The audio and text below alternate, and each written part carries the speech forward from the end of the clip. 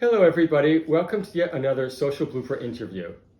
Friends, we all admire that person that really goes for it in life, especially when they're on a certain path and then they change paths to make it to really where they want to be, especially if they're a little bit older, call it between 30 and 50 years old. And that's why I'm so excited today to be joined by Rob Selzer, because Rob has made that huge transition from a physician to a psychiatrist to a playwright. And we're going to talk all about that transition period, but also how there are a lot of parallels in those skill sets. So Rob, welcome. Thank you so much for having me. I really appreciate it. Hey Rob, I don't necessarily always like to go in chronological order, but I think that maybe we'll start there. Sure. When you were a kid, what got you into medicine in the first place, and what was your thought process behind it? I get asked that a lot because I guess, being around kids of my kids are now in their late teenage years, and so they got some friends who want to become doctors, and they ask me, what got you into it? And I think a couple of things. First of all, I just really liked the intellectual curiosity. Like, I loved learning about the body and the biology and how people work, like just even the mechanics and the muscles. It was so exciting. And then the more I got into it and I started to practice, the more I enjoyed talking to people. Right. And hearing people's stories and, learning about their lives. And so that really is what kept, this engagement with other human beings. And, they come, as a doctor, they come to you for help. And you're trusted. You're trusted. And, and you can help people. And I know that sounds fairly lame and fairly banal, but it's such a privilege to for people to confide in you and then to be able to help them. So I think that's what got me in, and that's what pretty much kept me in for a while, yeah. Right. And also, I suppose that fulfillment aspect, you felt it right away. Look, I was as soon as I got into medical school, I was with I met a bunch of great people, interesting people. We became friends, in fact, for life now, a lot of us, or some of us. And it was very, very supportive, and, I had great teachers, and, university for me was just a wonderful experience. Right. And then it went into being a doctor, and it was all pretty good, I can't tell you, I wish I could tell you some major challenge, but it was just all really, really good, No, that's great. And I'm actually a big believer in a lot of times things in life, they do just work. Yeah. So, and you made the transition though from what people would say is like a normal physician, if you will, to the psychiatry side. Yeah. Can you just tell us a little bit about that? Yeah, so I was working in a gastroenterology department, and I was speaking to people who had used a lot of alcohol and had problems with their liver because of alcohol. And I found that sure, we had to do prescribe medications and do tests, but I just really enjoyed speaking to these predominantly men in that clinic.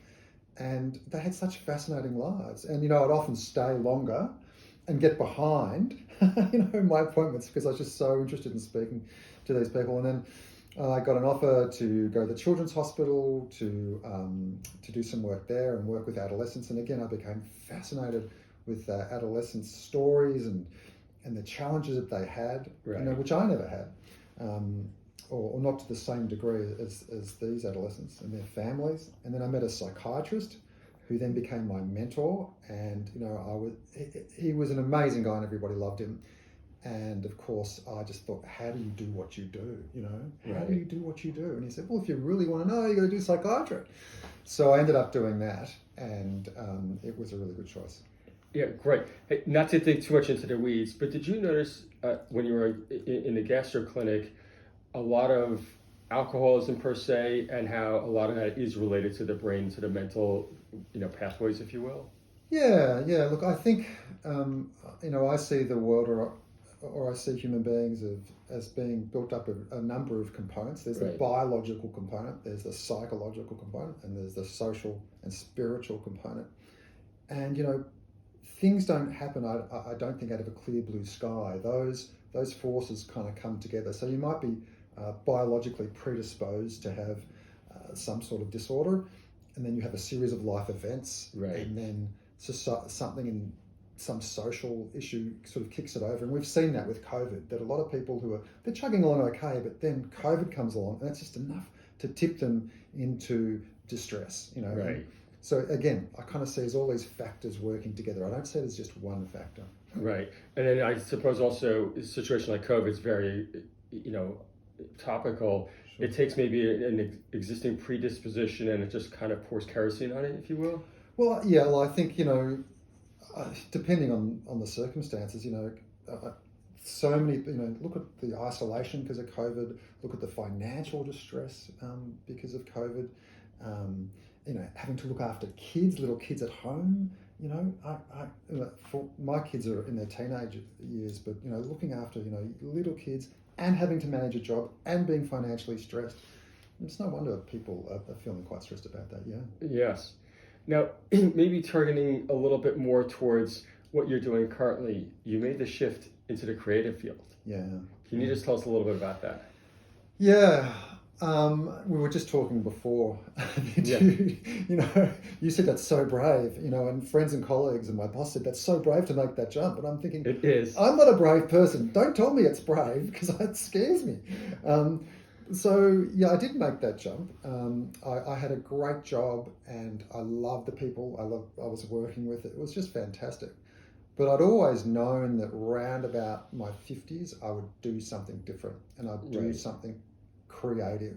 I'd always thought I'd end up managing a yoga studio, to be honest, but that didn't happen. It's not too late. No, it's not too exactly. Well, my wife's doing it for me. She's very good at yoga. I felt that I had all these ideas that I wanted to express, and my dad was an artist, so I had a role model for that. He built up a large Easter egg factory. Okay. And around about 60, he retired and painted for the rest of his life. For the last 35 years of his life, he painted. And was like Winston Churchill. Yeah. Sorry? Like Winston Churchill. Yeah. And he was a great artist. And so that was my model. And he said to me, probably around about my early 50s, he said, Rob, do what you want to do before you can't do it. Because you never know what's going to happen, what's going to be around the corner. And I thought, wise words. And I was very close to my dad. Right. And we were in the lucky circumstances where we could afford to do that financially. So I took a sidestep. I still do some teaching and so forth with the university and the hospital, but I wanted to write. And the worst thing that can happen to me, I wrote this piece and it won a competition. And I thought, this writing business, it's so easy. Why does everybody say it's so hard? And then the next 50 pieces I wrote, no one wanted to look at. I thought, oh no, have I made a mistake? But I started to write plays and I was lucky with that. And then, I see the world comedically. I see the world, as absurdly, and for some reason people sort of like that kind of comedy, and that kind of worked out well. And now I've had several plays produced, and that was validating. It meant, oh, hang on, I didn't make a mistake. Right. When I sort of made the leap. Although I'm very competitive by nature, and I keep wanting to do more and more and more. I kind of built that way. Right. So yeah. And I'm curious, you mentioned that you see the world comedically. Can you just tell us a little bit about that, and how does that come out in maybe your playwriting? Well, hopefully it's funny. Like, we've just been doing rehearsals for the importance of being Jewish, and great cast and crew, and I watch them say my lines, which I know off by heart, some of them, and I still find them funny. Right. So but yeah, I see the world that way. We just develop different, Freud would call it defenses. Right. In the way that we handle seeing strange things. I used to have this very bad habit, which I've hopefully grown out of. When people would get angry with me, I would start laughing. Right. Because it was... That's actually very common, by the way. Yeah. And maybe it was anxiety, but also it's like, what are you getting so upset about? I'm 3 inches over in your car park. I mean, really? Did you have to upset about that? So I guess that's my proclivity and my personality. But also, the world is it's just full of all these really weird things, and Right. I'm trying to make sense of it. And the only way I can make sense of it is comedically, and that comes out in the plays, I guess. Yeah, I can't explain it better than that. I wish I That's could. good. What I have to ask, what makes something funny in your opinion? Tough question. Yeah, I know. And people ask me this all the time, and I don't know. Like, I remember this with one of my last plays. I spent about a day working on this killer line. Right. I can't remember it now. But I remember I was working on it, and I went away, and I came back to it, and I perfected it, and the timing, the cadence, and the timbre. And I just thought, this is so funny.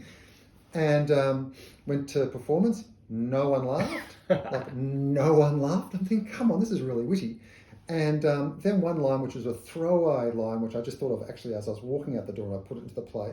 It brought the house down every night. So I really don't know. I wish I knew what was funny, And with your plays, do you do any type of surveying ahead of time or some type of pre-screening to see what audience reaction would be like? I think the first couple of times I did, I'd send my plays off to some mates who I knew would be honest with me, Right. who wouldn't pull any punches, and they'd say, no, this doesn't work, or that works, and I'd change it. And then for this particular play and another one, I had a reading. So what happens is a group of actors sit together, and they sit in chairs, and it's like a table read.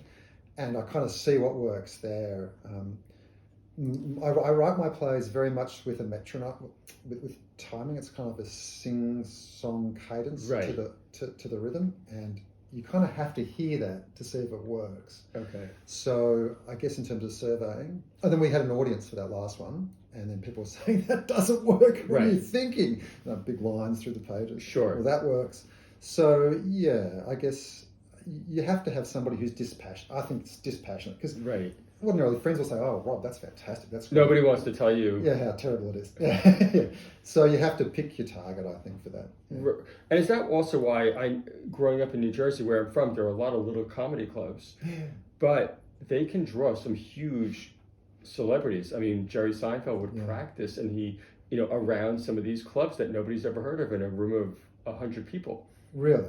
Yep. Yeah. And I believe it's because he wanted to sense maybe something in the crowd before he went to the big stage with it. Yeah.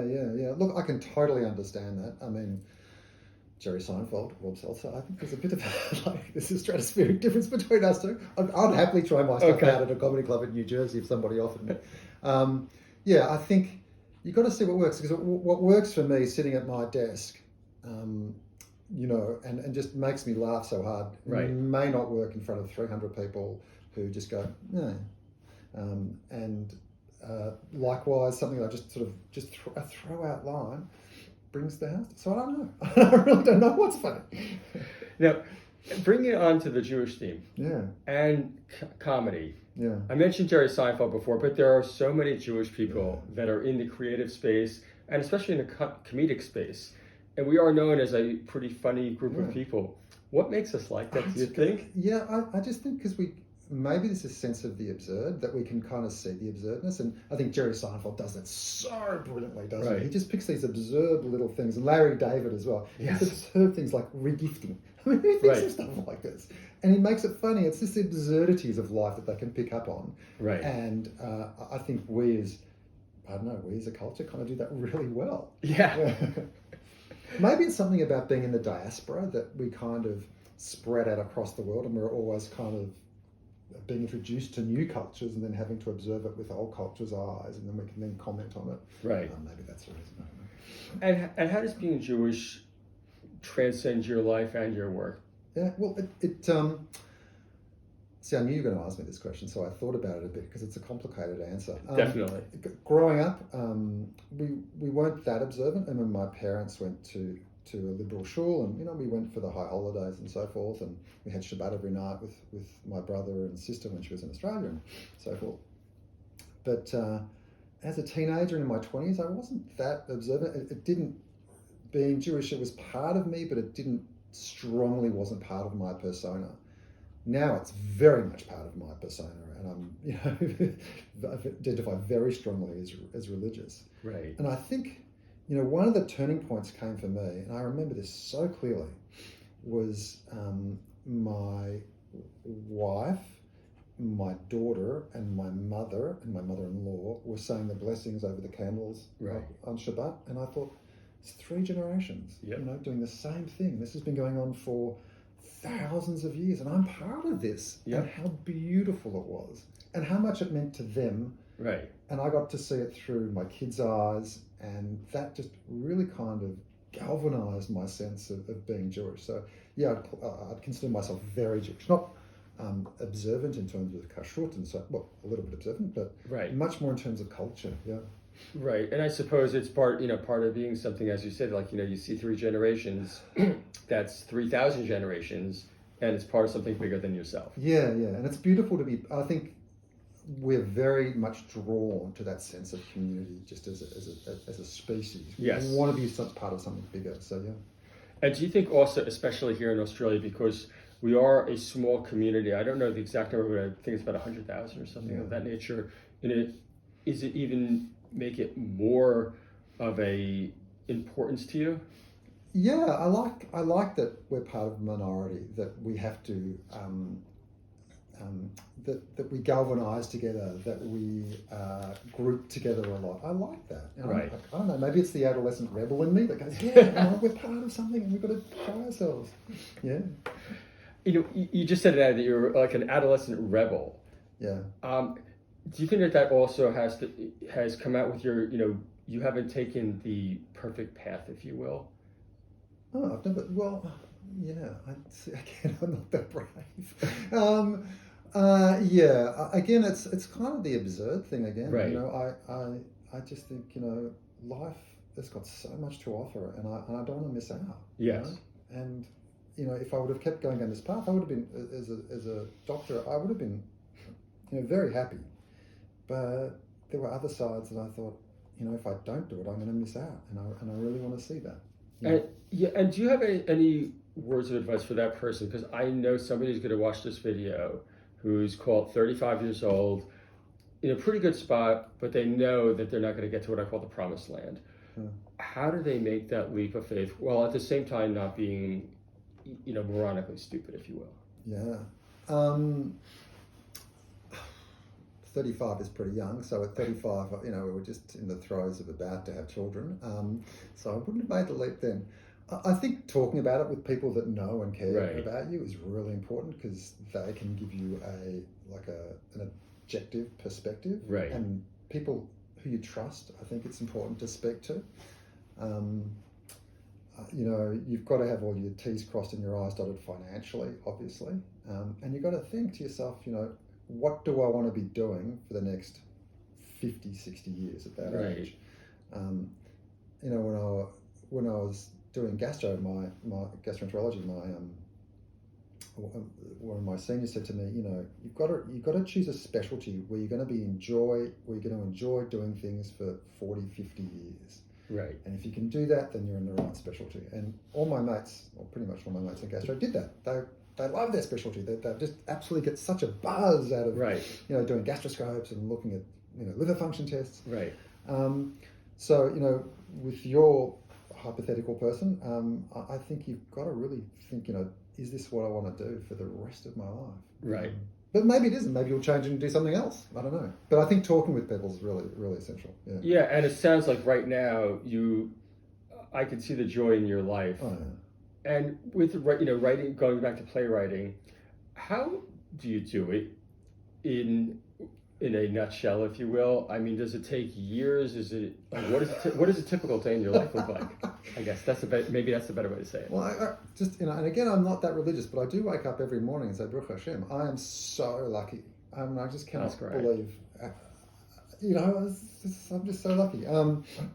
In so many areas of my life. Playwriting. I wrote my first play, I think, in high school, and it didn't do very well. I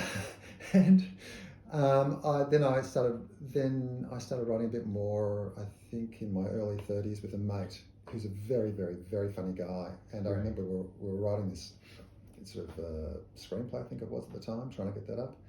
And we took 2 weeks off work, and I remember coming home with my stomach muscles aching from laughing so hard because he was just so funny, I'd think up the weirdest kind of situations. I'd do plot, which is basically I'd catastrophize. What's the worst thing that could happen if?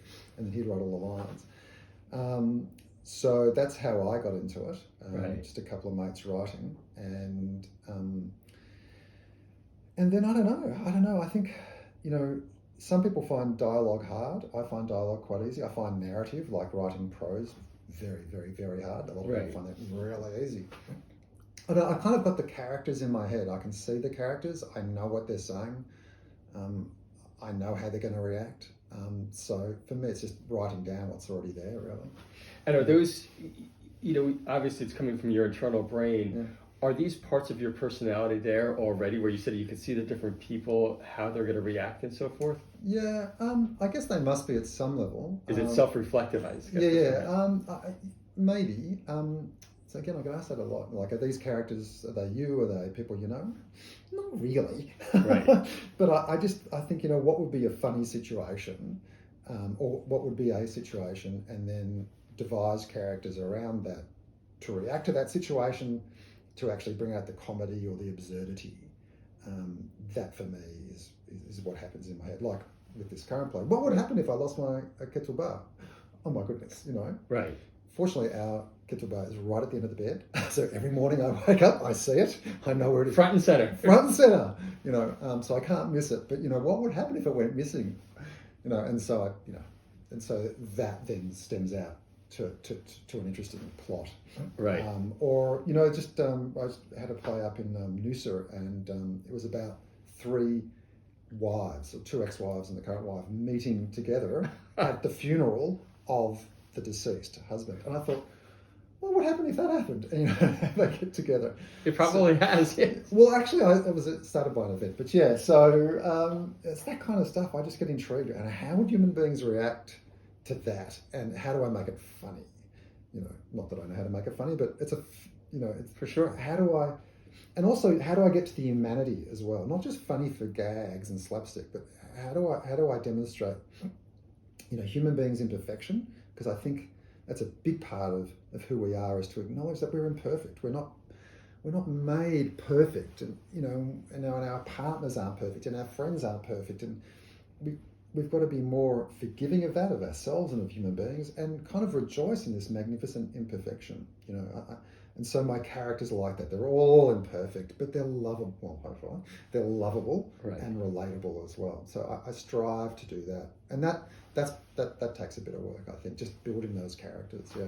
Yeah, and I'm sure that all of us have been in those situations. We can very much relate at some level where somebody cuts you off in a car or something like that, and all the above.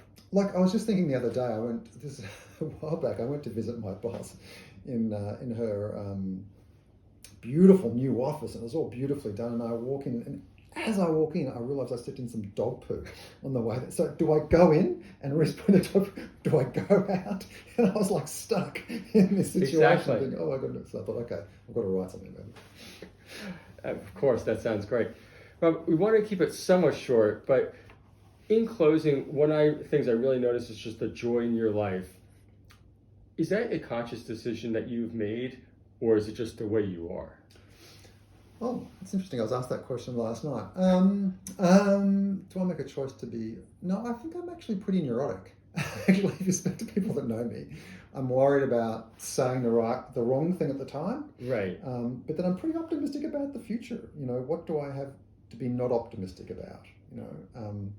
I like what I do. I've got a beautiful family. I've got great friends. I'm healthy. I guess preternaturally, I think that's just me. Although I can get quite dark at times, but